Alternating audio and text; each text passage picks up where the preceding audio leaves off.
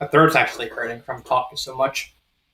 Hello, my fellow readers. Like Dark Symphony 777 with another fan fiction review. As always, a link to the story will be in the description below. Please like the video, subscribe to the channel, click on that bell for notifications, leave a comment in the comment section below on your thoughts on the story. And finally, this is my opinion. My opinion is not indicative of everyone in the world, so please respect that. So, story we are doing a review on this time is the 8th episode of the Super Koopaling series titled 10 Years of Silence.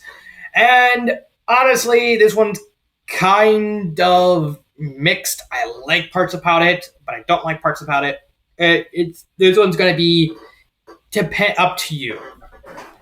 So let's get started. So we first come off with Iggy basically watching a soap opera.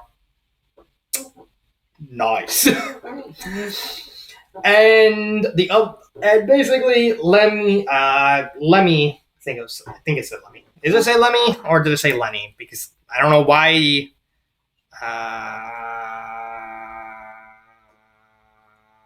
Larry.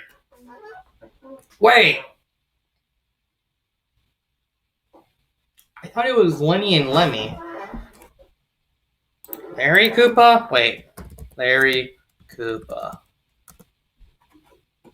Oh, it is Larry Koopa. I for sure thought it was like Lemmy. Oh my god, why do those two have similar names? I will never know. So basically Larry interrupts Iggy. Iggy freaks out. And so Larry just puts on his TV saying, I want to watch this sci-fi show and with time travel. And then Iggy gets an idea. I will make a time machine. And they're like, yeah! And then he tells his rest of his family, like, yeah! And so what are you going to do with it? Possibly pay off the rest of my college debt. No, he doesn't actually say that, but he does mention his college debt again. I like that running gag of just him saying, I paid off half of my college debt.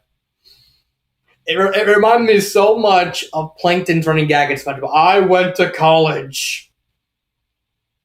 Yes. So Iggy builds the machine and it gets destroyed because, hey, I'm going to have all my brothers and my sister sit in the dang thing while I try and make it work and not figure out how to make it work. And so he constantly tries it, and he freaks out because it doesn't work.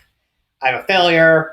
Larry goes to comfort him. All that's left is like an engine full of this mineral called galaxium, which is like made specifically from star bits and stuff like that he discovered. Although you could probably make an argument that probably if Rosalina knew about that, the Koopalings didn't know about it. Rosalina's like, oh, hail tall goddess lady for inventing this. And basically, Iggy kicks the engine, which turned on again, zaps him and Larry into cryogenic sleep. They wake up 10 years later in a completely different Koopa kingdom. So basically they wake up, they realize we're in a crypt. Ludwig has gone mad with grief, and because he basically didn't stop sleeping, he went mad with power. Kamek went to stop them, disappeared. Lemmy, the tall one, decided to become homeless. Morton was the leader of a renegade group. Wendy went and married Wart in Subcon. Okay. And Roy and Bowser disappeared, and Roy also married Celia. So basically, those are all what happened off the Koopalings. They go find Ludwig. He's mad with power. They run away. They try and figure out to try and get someone to help them fix Ludwig and also go back home because they realize, hey, we can go back home and fix this. Can we? Yeah, we probably can. Which they inevitably do. They manage to, with the help of Roy and Celia and Junior, they manage to beat Ludwig. They go home, and they hug Ludwig for freaking out. They tell him the information, And even like a little joke when like before they leave, future Roy says, "Hey, do me a favor. Tell younger version of me, my 26-year-old version, said hi." Like, okay. And then they go back and said, "Hey, Roy, what? 26-year-old version of you said hi."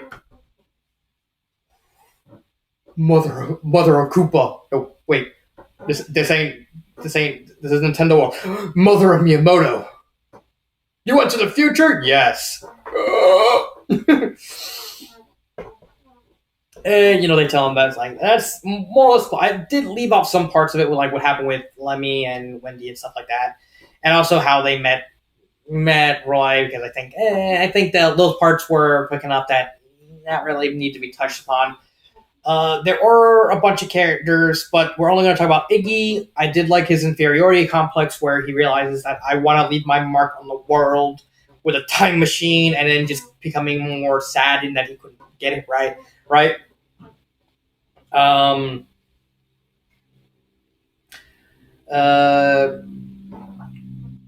then of course there's Larry, who's just their character. He doesn't really have much of a character in the story. He's just kind of there and acting as support for Iggy. And then finally Ludwig, who's mad with Power. Basically what happened in Power Surge happened because there was an actual plot point in Power Surge where there was an actual Koopa who went mad with Power because he stopped sleeping and he became like a complete monster, and then he overloaded and basically blew up. And that's basically what happened with Ludwig, minus the blowing up part. And that's pretty much it.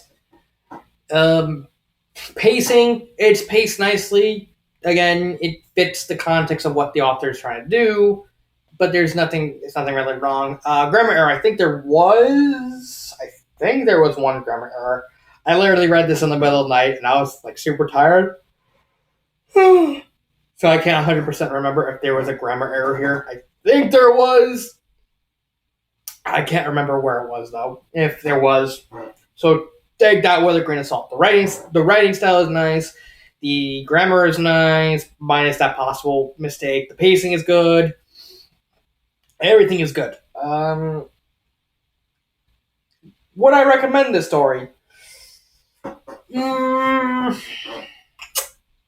Yes, I do think this story is good enough. I honestly think this story is too short for its own good. Let's see, it's 1900. I think you can probably fit another 10,000 words and it still fit. But as is, I would still recommend it. It's a short but sweet story.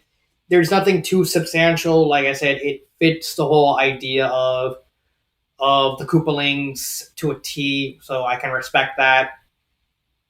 And overall, it's just inoffensive. Nothing wrong with it.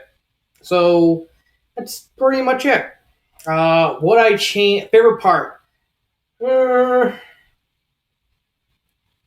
I do like the fact that Celia and Roy hook up because it does prove that hey, this author really wants Cecilia.